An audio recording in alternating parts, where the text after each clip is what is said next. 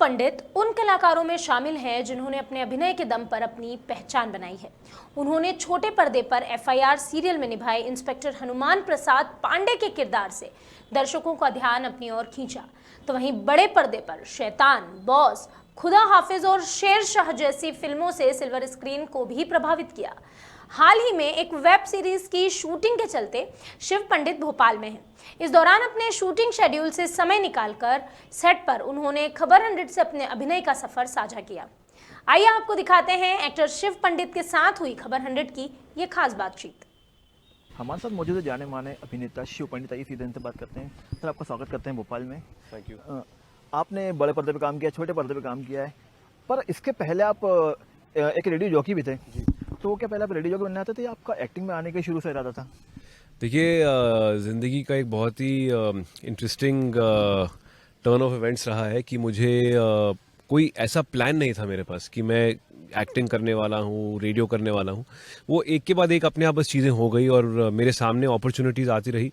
And एक चीज़ मेरे father ने मुझे सिखाई थी कि जब अपॉर्चुनिटी नॉक करती है दरवाजे पे तो उसे ज़रूर उसका पूरा फ़ायदा उठाया जाए। तो जब रेडियो में मुझे घुसने का एक अपॉर्चुनिटी मिला तो मैंने वो अपॉर्चुनिटी ग्रैब कर ली। एंड आज मैं बहुत खुशकिस्मत हूँ कि मैंने रेडियो 2 साल किया, क्योंकि रेडियो में जिस तरीके से बहुत ही क्रिस्प और क्लियर और संक्षेप में बोला जाता है और हिंदी बड़ी साफ़ होनी चाहिए आपकी, तो आज वो रेडियो का जो 2 साल का एक्सपीरियंस रहा है वो मुझे I would like to believe कि मेरी एक्टिंग में मुझे मदद करता है। तो कहीं ना कहीं ये चीज़ लाइफ में जो भी चीज़ें होती हैं वो आपके लिए किसी कारण के लिए आती हैं। तो आज आई एम वेरी हैप्पी कि आज मैं एक रेडियो जॉकी रह चुका हूँ। आपने एफआईआर में जो कैरेक्टर किया था हनुमान प्रसाद का, वहाँ से लोगों ने आपको नोटिस किया, तो सर ये कैरेक्टर मिला कैसे था एक्चुअली आपको? ऑडिशन से। एक्चुअली मेरी लाइफ में मुझे जो भी कुछ मिला है ज़्यादातर ऑडिशन से ही मिला है, ऑडिशन करने से ही मिला है। And I am happy for that because I think मेरे हिसाब से ऑडिशन करना एक बहुत अच्छी चीज़ होती है, क्योंकि उससे आपने वो चीज़ कमाई है। अगर आप ऑडिशन करते हैं और आपका सिलेक्शन ऑडिशन से होता है तो कहीं ना कहीं आपका सिलेक्शन एक लेजिटिमेट तरीके से हुआ है। एंड आई फील वो बहुत एक अच्छा तरीका रहता है काम करने का, क्योंकि देन यू अर्नड इट। वो जो चीज़ है आपने उस चीज़ को कमाई है, अपने बलबूते पे कमाई है, ना कि किसी सिफारिश से। सो एफआईआर भी मुझे एक ऑडिशन से मिला था। एंड इनफैक्ट मेरी चीज़ें हैं लाइफ में ऑडिशन से ही मिली है मुझे। अभी आप सर बॉलीवुड में काम कर रहे हैं, काफ़ी सारी बड़ी फिल्में कर रहे हैं, आप नंबर गेम में कितना भरोसा करते हैं? क्या मैटर करता है आपके लिए? देखिए, नंबर जो है अभी पता नहीं, शायद मैं अभी उस पॉइंट पे पहुंचा नहीं हूं जहां पे मुझे नंबर्स मेरे लिए बहुत मायने रखते हैं। लेकिन आई थिंक बॉलीवुड जो इंडियन फिल्म इंडस्ट्री है वो उसमें वो भी एक बिजनेस है। तो कहीं ना कहीं जो आदमी पैसा लगा रहा है उसको तो अपने पैसे पे रिटर्न चाहिए ही चाहिए। तो आप जितनी बेहतरीन और इतनी मेहनत से आप काम करेंगे, end of course nobody makes a film thinking की फिल्म फ्लॉप होगी। सब लोग तो फिल्म बनाते ही हैं कि विद द होप कि फिल्म सक्सेसफुल होगी, लोगों को पसंद आएगी। अब उसके बाद तो आपके ऊपर, ऑडियंस के ऊपर डिपेंडेंट है कि फिल्म पसंद आए नहीं आए। बट ऑफ कोर्स अगर फिल्म अच्छे नंबर्स करती है बॉक्स ऑफिस पे, देन इट्स सोने पे सुहागा फॉर द प्रोड्यूसर। आपको क्या लगता है सर, आपके जो फिल्में करी है, आपने वेब सीरीज करी, इसमें आपकी लाइफ का टर्निंग पॉइंट क्या मानते हैं आप, जिसने आपको एक पहचान दी, स्थापित कर दिया इंडस्ट्री में? I think luckily, touchwood, with the grace of God, मेरा जो पहला टेलीविज़न शो था एफआईआर, शायद उसी से मुझे बहुत पहचान मिल गई। फिर उसके बाद जब मैंने आईपीएल किया, उस दौरान भी सबसे पहला आईपीएल था, तो वो मेरे लिए बहुत अच्छा रहा था। और उसके बाद जो मेरी पहली फिल्म थी शैतान, तो उसमें भी मुझे काफ़ी मतलब अप्रिसिएशन मिली।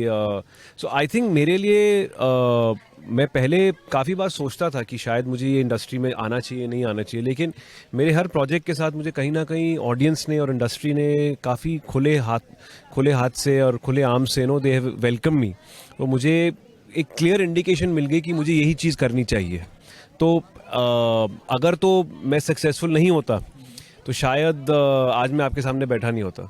लेकिन आई थिंक मेरे हर प्रोजेक्ट के साथ कहीं ना कहीं ऑडियंस ने मुझे बता दिया है कि जो मैं कर रहा हूँ मैं सही कर रहा हूँ, मतलब एटलीस्ट मैं सही रास्ते पे हूँ। सर शेरशाह का एक्सपीरियंस कैसा रहा, स्पेशली जब आप एक आर्मी मैन बने तो वो कैसा एक फील था, और आपने इतनी हाइट पे जो एक शूट किया, कितना चैलेंजिंग रहा आपके लिए वो?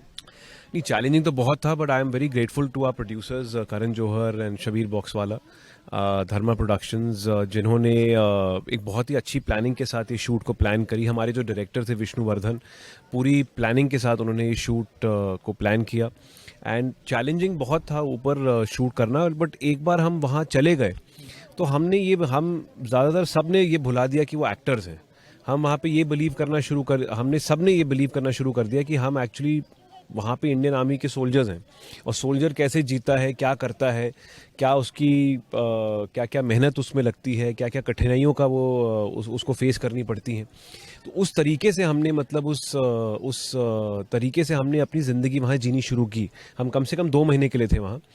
एंड आई थिंक सारे लड़कों की मेहनत से और पूरी टीम की मेहनत से आज शेरशाह को जो प्यार मिल रहा है वो इसीलिए मिल रहा है क्योंकि आई थिंक वहाँ पे बहुत मेहनती और बहुत ही एक सबका मकसद और फोकस एक ही था कि ये फिल्म जो बने जितनी रियलिस्टिक, और हमारे जो शहीद हैं उनको डिसरिस्पेक्ट नहीं किया जाए किसी भी तरीके से। मतलब ऊट पटांग की कोई फिल्मी टाइप की चीज़ें नहीं की जाए। मतलब जिस तरीके से जो सोल्जर्स होते हैं और जो बिहेव करते हैं हमने वैसे ही किया। आप तो आज हाल देख सकते हैं, शेरशाह को तो बहुत लोग पसंद करते हैं आज। सर इसमें आपने जो कैरेक्टर निभाया था सोल्जर का, उसको आपने किस तरह स्टडी किया? क्या कुछ इसके लिए आपने मटेरियल से देखा या किसी से बात की सोल्जर से? किस तरह उसकी लाइफ को आपने अपने में जिया? एक्चुअली मैं कैप्टन संजीव सिंह जामवाल का किरदार निभा रहा था, जो बहुत बड़े हीरो रह चुके हैं इस कारगिल वॉर के। And he is a colonel now, वो कर्नल संजीव जामवाल है। मैं उनसे मिला था शूट के पहले, और मैंने उनको थोड़ा सा उनके अंदाज़ों को समझा। एंड ज़्यादातर करके मेरे डायरेक्टर चाहते थे कि मैं एक बहुत ही रियलिस्टिक परफॉर्मेंस लेके आऊँ सामने। अब इसमें पूरा जो मैं योगदान है मेरे डायरेक्टर का ही है, क्योंकि जिस तरीके से उन्होंने मुझे गाइड किया कि मुझे ऐसे ऐसे रहना चाहिए, ऐसे। तो इट्स जस्ट आई थिंक होता है क्या ना कि कभी कभार अगर आप एक माहौल में, एक जो माहौल क्रिएटेड होता है उस माहौल का अगर आप हिस्सा बन जाते हैं तो फिर एक एक्टर के लिए उसकी परफॉर्मेंस करना बहुत आसान हो जाता है। अगर आप एक सोल्जर की तरह दिखते हैं और अगर आपका पूरा एनवायरनमेंट एक आर्मी, एक सोल्जर्स का एनवायरनमेंट है, तो उस माहौल में फिर परफॉर्म करना आसान हो जाता है। आपने काफ़ी वेब सीरीज भी की हैं, छोटे पर्दे पे काम किया, बड़े पर्दे पे किया है।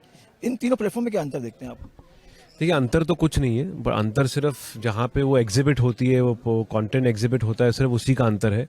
And the main thing is at the end of the day, आज वेब सीरीज़ हो या फिल्म्स हो, अगर कंटेंट अच्छा है तभी उसे लोग प्यार दे रहे हैं। अगर चीज़ अच्छी नहीं है तो भले उसमें कोई भी एक्टर हो, आप हाल तो देख रहे हैं बॉक्स ऑफिस पर, तो वो डिपेंड करता है। मतलब so basically I think Indian audience जो है वो काफ़ी इंटेलिजेंट हो चुकी है, क्योंकि उनको अब कुछ अच्छा इंटरेस्टिंग देखने को चाहिए। क्योंकि पिछले 2 साल पैंडेमिक की वजह से कितने सारे लोगों ने OTT देखा है, और OTT में भी वे आर वेरी क्लियर कि उन्हें जिस किस्म का कंटेंट देखना है वो अच्छा होना चाहिए। तो भले फिल्में हो या web series, I think Indian audience are very clear that they want good quality content. Shiv Pandey जब कोई नया प्रोजेक्ट साइन करता है तो सबसे पहली बात क्या नोटिस करते हैं उसमें?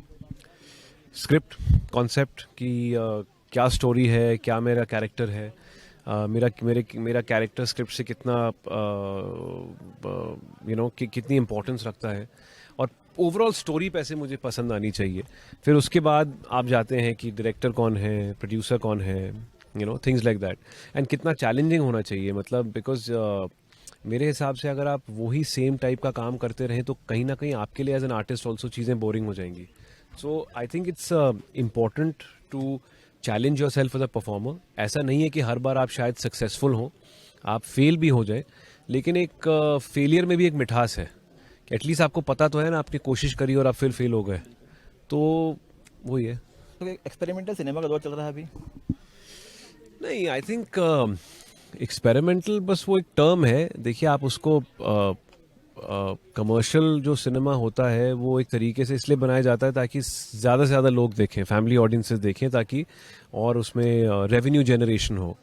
आज OTT की वजह से जो शायद पहले ये नहीं हो पाया था। OTT में अलग अलग किस्म की इंटरेस्टिंग कॉन्सेप्ट्स आपको देखने को मिलते हैं, जो मैं समझता हूँ बहुत अच्छी बात है, क्योंकि हिंदुस्तान में इतनी संख्या है लोगों की, तो कहीं ना कहीं तो अलग अलग लोग होंगे ना जो अलग अलग चीज़ें देखने चाहते हैं।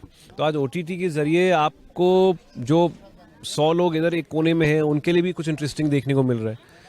कमर्शियल तो है ही है, वो तो कभी नहीं जाने वाला कहीं भी, because commercial cinema is not going to go anywhere, but at least अलग अलग इंटरेस्टिंग कॉन्सेप्ट्स अगर लोगों को देखने को मिल रहे हैं, उससे ये हो रहा है कि सब खुश है, सबके लिए कुछ ना कुछ है देखने के लिए। चलते आखिरी सवाल सर, जो लोग आपके फ़ैन हैं और जो लोग इंडस्ट्री में जगह बनाना चाहते हैं, उनके लिए क्या मैसेज देना चाहेंगे आप? जो अपनी जगह बनाना चाहते हैं इंडस्ट्री में, मैं बस यही कहूँगा कि मेहनत करिए, और मेहनत का फल मीठा होता है, और कोशिश करिए, एंड कहीं ना कहीं प्रैक्टिकल रहिए। It's not a easy industry to be in, but थोड़ा थोड़ा प्रैक्टिकली और थोड़ा मेहनत के साथ चलिए, एंड आई थिंक मैं तो सबको इनकरेज करता हूँ। अगर कोई मुझे पूछता भी है कि सर मैं एक्टिंग करना चाहता हूँ एक्सेट्रा एक्सेट्रा, तो मैं तो सबको इनकरेज करता हूँ। I wish, I think more and more जितने और एक्टर्स आएंगे उतना और कंटेंट बनेगा, और हमारे चैलेंजिंग और इंटरेस्टिंग कॉन्सेप्ट्स बनेंगे। So I think it is room for a lot of people, room for everyone. तो ये था एक्टर शिव पंडित जिन्होंने अपने अभिनय का सफर हमसे साझा किया। जल्दी मिलेंगे एक और सेलिब्रिटी के साथ। देखते रहिए खबर 100।